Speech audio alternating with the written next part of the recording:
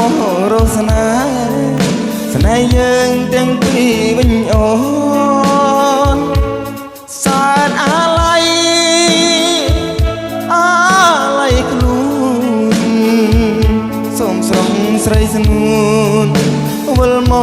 កជាបំពេ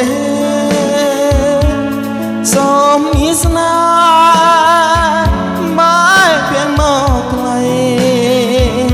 ស្រីស្រងចរណៃ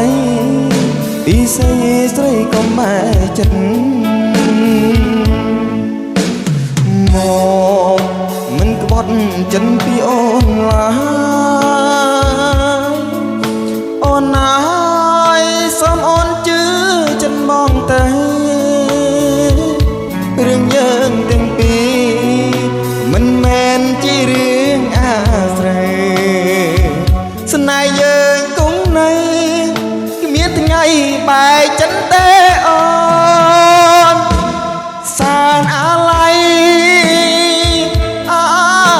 ស្រីស្រណំសំដីស្រីថាមិនខ្វាត់បងទេ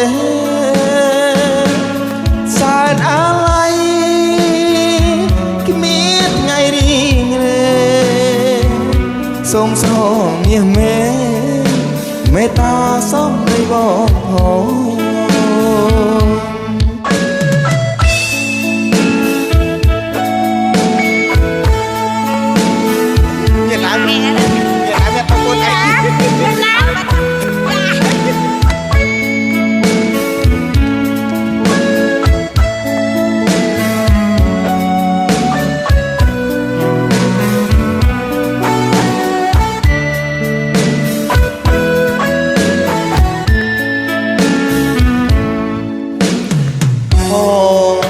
មិនក្បត់ចិនពីអូនឡើយ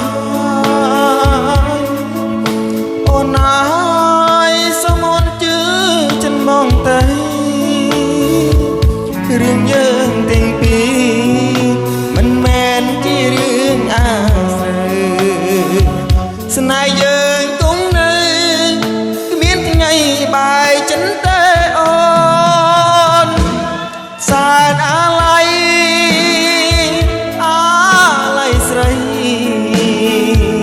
ស្រណំសំដី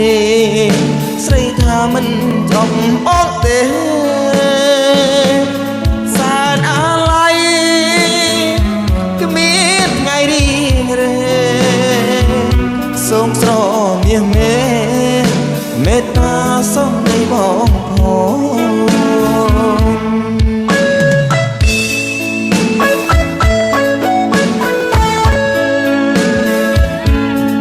បាទសូមអរគុណចឹងយើងនៅបេក្ខជនមួយទៀតចុងក្រោយបាទឈប់ទទួលចុះពាក្យហើយបាទ